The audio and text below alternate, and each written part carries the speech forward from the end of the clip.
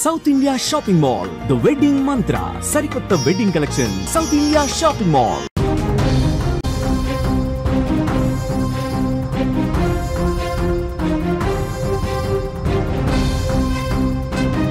Breaking news చూస్తున్నాం. ఇది నిజంగా ముమ్మాటికి సభ్య సమాజం తలదించుకునే ఘోరాతి ఘోరం. కంటికి రెప్పలా చూసుకోవాల్సిన తల్లే ఆ పాపపాలిట దెయ్యమైంది. ఈ దెయ్యం ఎందుకైందో ఇది పూర్తిగా మీరు చూస్తే మీకే అర్థమవుతుంది. ఉత్తరాఖండ్లో దారుణం. మైనర్ కుమార్తెపై సామూహిక అత్యాచారం తల్లే చేయించింది. అందుకే అన్నాను దుర్మార్గురాలని. తన బాయ్ ఫ్రెండ్తోనే అఘాయిత్యం చేయించింది. బాయ్ ఫ్రెండ్ స్నేహితుడు కూడా అత్యాచారం చేశాడు. నిందితురాలు ఎవరో కాదు, బీజేపీ నాయకురాలు అనామిక శర్మ. అమ్మను మించిన దైవం ఉన్నదా అని అంటూ ఉంటాం కదా. నవమాసాలు తన కడుపులో మోసి జన్మనిచ్చి పెంచి పెద్దం చేస్తుంది. తన పిల్లలకి ఎలాంటి అపాయం కలిగినా ఆ తల్లి గుండె తల్లడిల్లిపోతుంది. కానీ ఈ తల్లి మాత్రం మాతృత్వానికే మాయని మచ్చం తెచ్చిపెట్టింది. 13 ఏళ్ల కన్న కుమార్తెను బాయ్ ఫ్రెండ్తో అత్యాచారం చేయించింది. తన భర్తకు విడాకులిచ్చి తన ప్రియుడితో కొన్నేళ్లుగా సహజీవనం చేస్తున్న అనామిక ఈ ఏడాది జనవరిలో తన ప్రియుడు సుమిత్ పట్వాల్, అతని స్నేహితుడు శుభంతో కలిసి టూర్కెళ్లింది. వారితో 13 ఏళ్ల అనామిక కుమార్తె కూడా వెళ్ళగా ఈ సమయంలో ఆ బాలికపై సామూహిక అత్యాచారం జరిగింది. తల్లి, ప్రియుడు, అతడి స్నేహితుడు ఈ ఘాతుకానికి పాల్పడ్డారు. అక్కడ మద్యం మత్తులో తన తల్లి అనుమతితో సుమిత్ సామూహిక అత్యాచారానికి పాల్పడ్డాడు. హరిద్వార్, ఆగ్రా మరియు బృందావన్ సహా పలు హోటళ్లలో బాలికను వేధించారు. విషయం తండ్రికి చెప్తే తన తల్లి చంపేస్తానని బెదిరించడంతో బాలిక విషయాన్ని బయటకు పొక్కనీయలేదు. చూసారా, తల్లి చేసిందే తప్పు.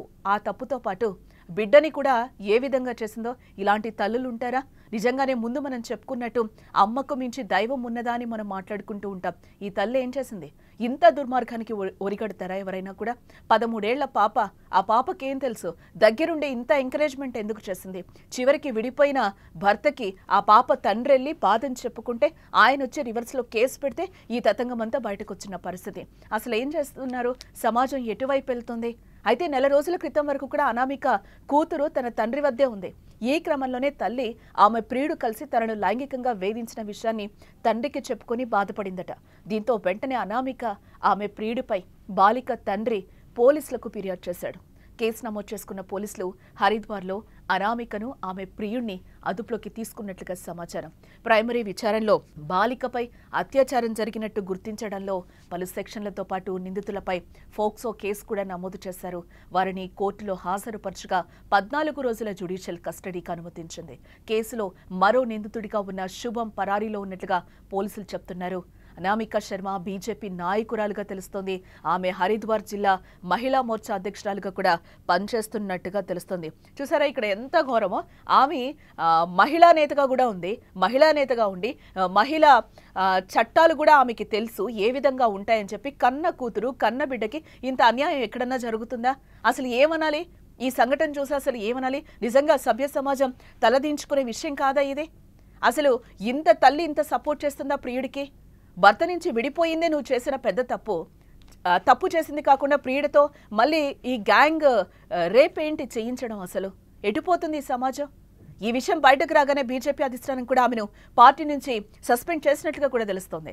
2024 నుంచి అనామిక పార్టీలో ఏ పదవిలో లేరని బీజేపీ వర్గాలు కూడా చెప్తున్న పరిస్థితి కనిపిస్తుంది.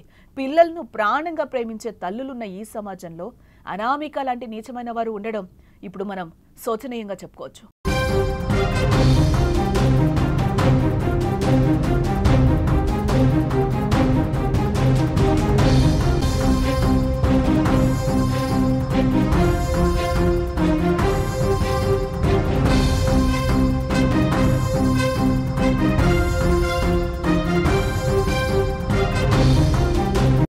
బీజేపీ హైకమాండ్ కూడా చెప్తుంది 2024 నుంచి కూడా ఆమె ఎటువంటి పదవుల్లో లేదు, బీజేపీలో లేదు అని కూడా వాళ్ళు క్లియర్గా చెప్తున్న పరిస్థితి కనిపిస్తుంది. కాగా అనామిక తన భర్త నుంచి విడిపోయిన తర్వాత ప్రియుడితో కలిసి కొన్ని రోజులుగా హోటల్లోనే ఉంటోందట. తల్లితో కలిసి కూతురు ఉండగా ఆ బాలికపై కామాంధుడు కన్ను పడింది. తల్లి ముందే ఇప్పటికీ 1-2 సార్లు కాదు 8 సార్లు అత్యాచారం చేశాడని, ఇదంతా ఆమె సమక్షంలో జరిగిందని పోలీసులు మీడియాకు చెప్తున్నారు.